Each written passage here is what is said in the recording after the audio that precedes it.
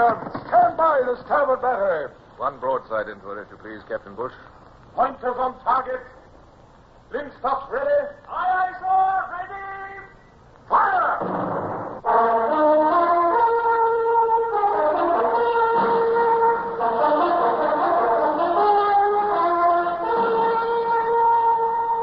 Presenting Michael Redgrave as C.S. Forrester's indomitable man of the sea, Horatio Hornblower.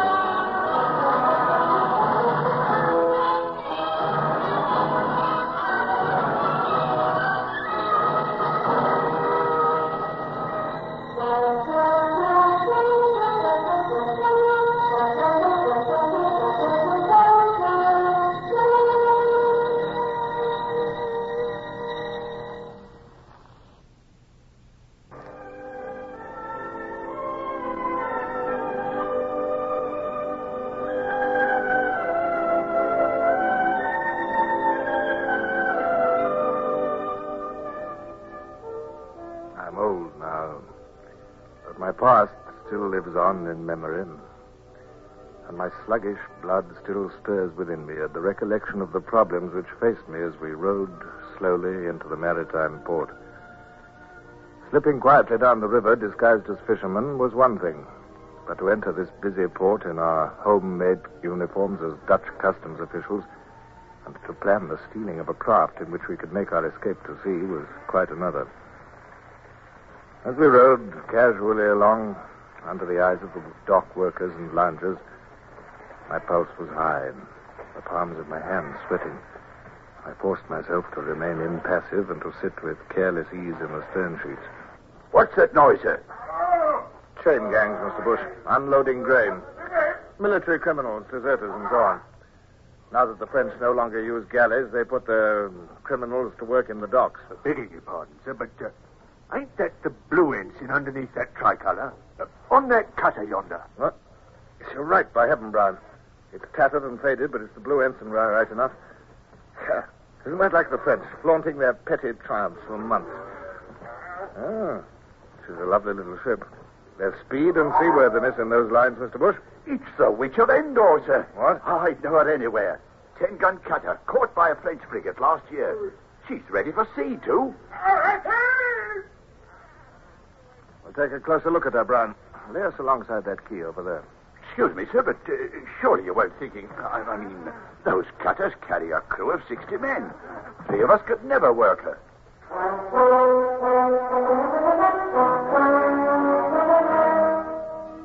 I knew that what Bush said was true. I knew more. The estuary of the Loire, which lay between us and the sea, was tricky in the extreme. For fear of raids, all buoys and navigation marks had been removed. Without a pilot, we could never find our way through 35 miles of shoals without going aground. Besides, there were batteries at Paimboeuf and Saint-Nazaire. Much as I should have liked to steal the Witch of Endor and sail her to England, the thing was impossible. I walked up the steps of the quay and forced myself to swagger. Bush's wooden leg came tapping up behind me. A passing group of soldiers saluted my smart uniform and the star of the Legion of Honor, which had been lent to me by the Comte de Grasse. I stopped and looked at the cutter from the landward side. Only an anchor watch. 2 hands and a master's mate. The rest of the lubbers are on shore. Look, sir. Here's another American ship coming in. He's just edging into the quay. It's infuriating.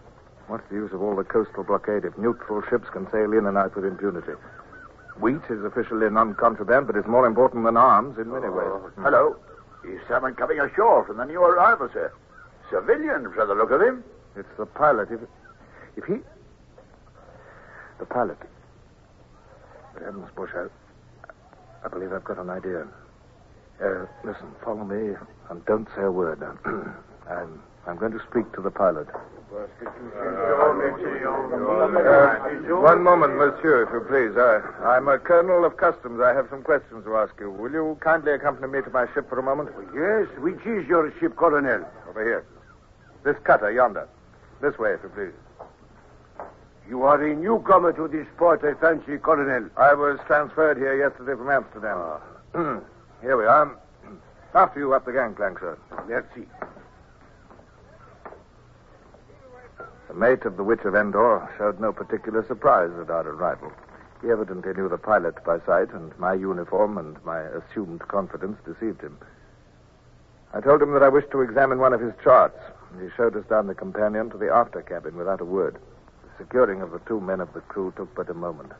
The sight of my pistols was enough in itself. Then, leaving Bush and Brown to watch the prisoners, I put away my pistols and hurried back to the quay. Sergeant, bring your party down to my ship. There's work for them there. Yes, Colonel. So keep those chains still. And listen, men, listen. If you'll do what I order, I can set you free. Now, quiet. There'll be an end of beatings and slavery. I'm an English officer. I'm going to sail this ship to England. In England, you'll be rewarded, and a new life will begin for you. Now, I'm going to unfasten your chains. Now, sit still. Sit still. Make no noise until you're told what to do. You're free. Now, any man moves at his peril unless he's ordered to do so.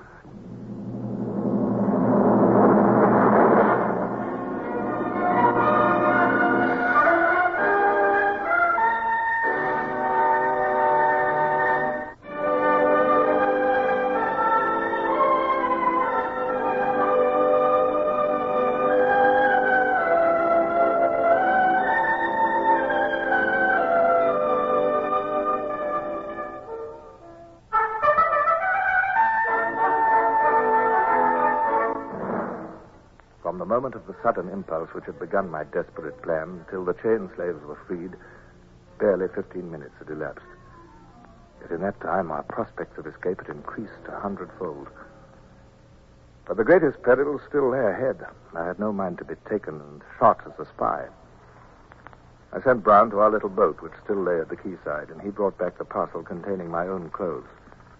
My own uniform coat was sadly crumpled, and the gold lace was bent and broken, but there was a strange comfort in donning it once again. I was myself again, and should we be retaken, the wearing of a British naval officer's tunic would protect us from the fate of spies. It was time for action again. I took a belaying pin from the rail and walked slowly to where the sullen pilot sat on a hatch. I weighed the pin meditatively in my hand. Monsieur, I desire you to pilot this ship out to sea. But no, I cannot. No. My duty, my professional honor. I know. We're going to start now. You can give instructions or not as you choose, but this I assure you, monsieur. The moment this ship touches ground, I'll beat your head into a paste with this belaying pin. I...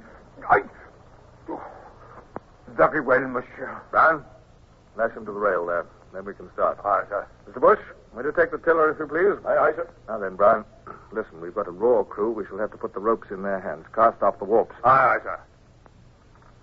The push of the tide was swinging the cutter away from the quay as the warps were cast off, and Brown ran briskly among our wretched crew, leading them to the halyards and showing them upon which ropes to haul.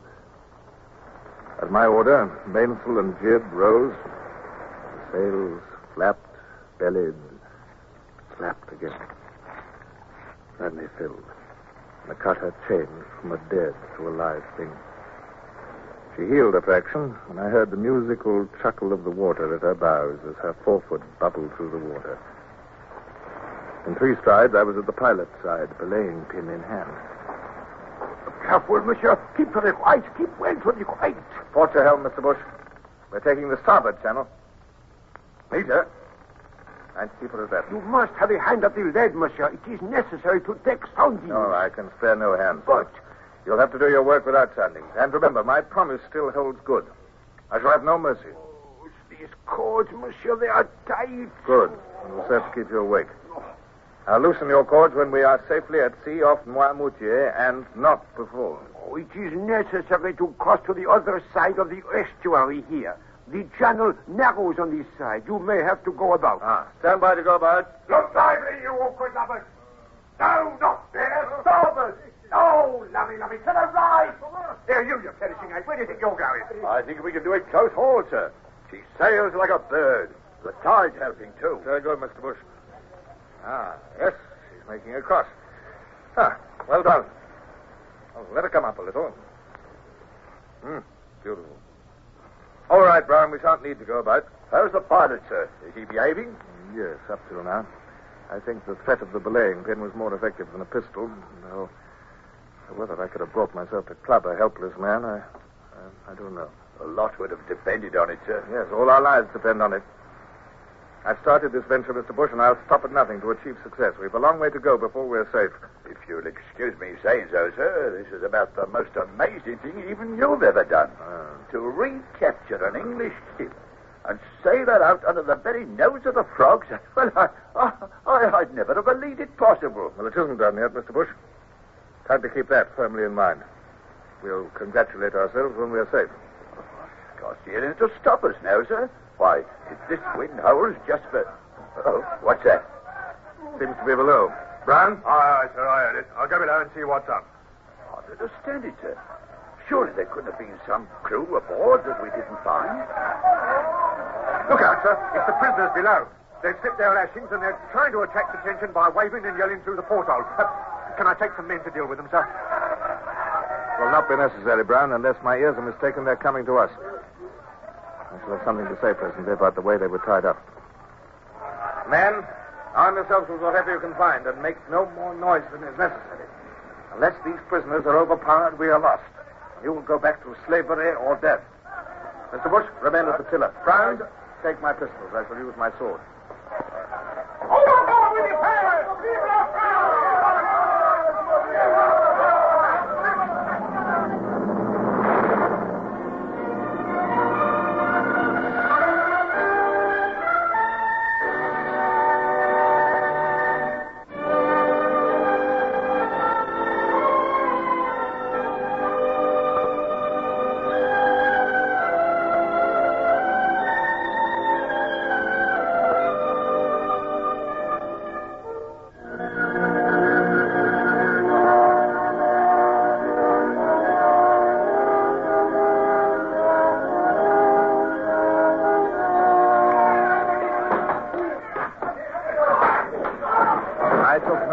In the fight, but stood beside Bush with drawn sword. Had the tiller been wrenched from him and the cutter beached, we should indeed have been lost. But my participation was not necessary. Weak and wretched as our chain gang crew were, they glimpsed the hope of freedom and were prepared to fight to the death to retain it. With belaying pins and bare fists, they fell upon the four attackers and the struggle was brief. This time, I personally supervised the tying up of the men and had them laid out on deck where they could be watched. Then all hands were sent back to stations, and our run down the estuary to the sea and freedom continued as the night closed down.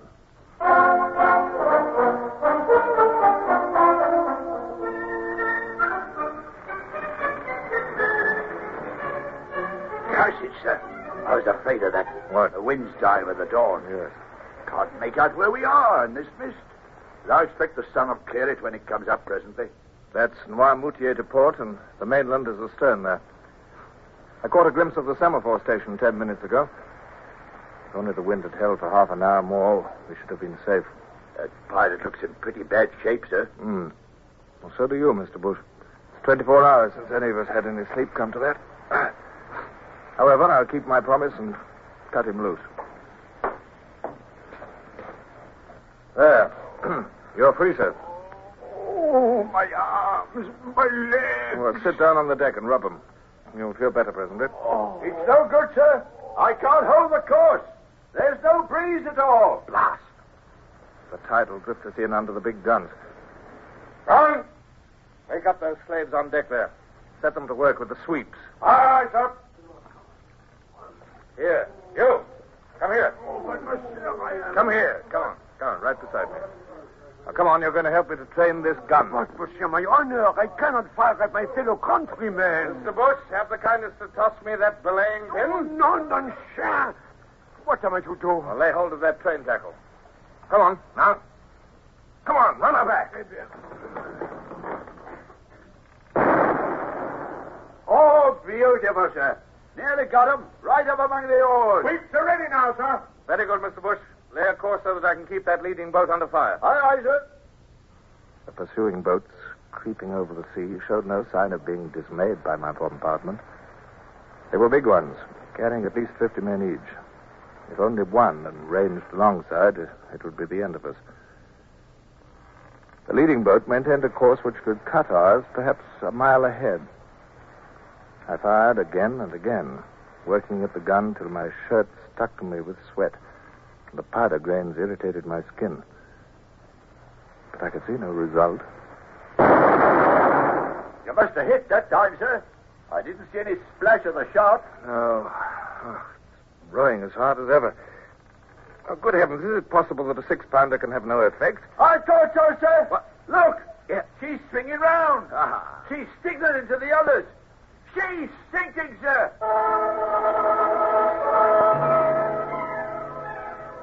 The variation in each ball, each charge of powder, made it impossible to fire 2 shots alike. I kept grimly on, though I felt that my back and heart would break. The monotonous creak of the sweeps and the chanting of Brown continued like a submerged accompaniment. Now the second boat turned and began a rush under double-banked oars, straight for our ship. I stared through the gun sight, straight at its bows, jerked the lanyard, and fired. Even as I watched, the bows of the boat opened like a fan. The shot had struck her right on the stem at water level. Her bows lifted as the strakes spread wide, then fell again. The water poured in, gunwale deep. I think they've had enough, sir. The last boat is turning away to pick up the survivors. Thank heaven. I'm sick and tired of firing that damn pop gun. I'd rather use a bow and arrow. Come on, pull there. We're not out of danger yet.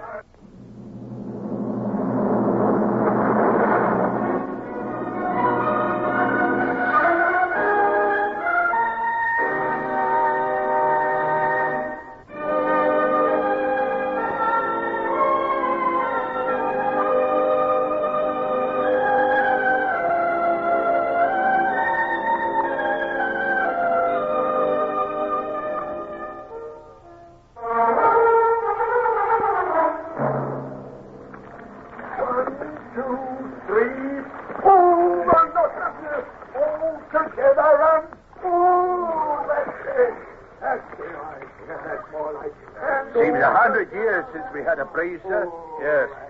But we're making progress, Mr. Bush. The mainland is lost now, and now Noirmoutier is far behind. You think we're safe now, sir? No, we're far from safe.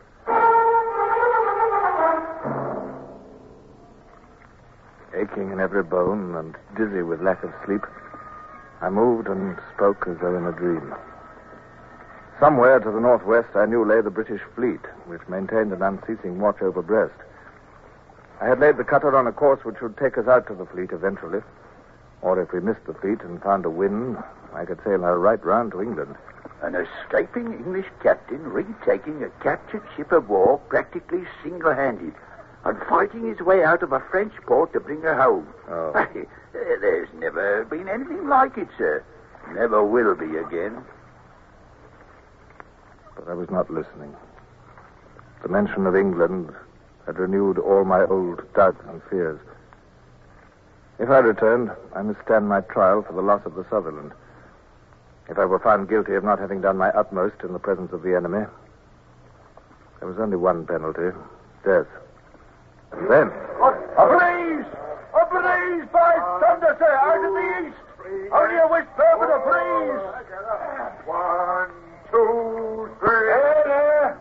Fast pulling. Aye, sir. All hands to the halyards. Set every stitch and sailor. We're bound for England.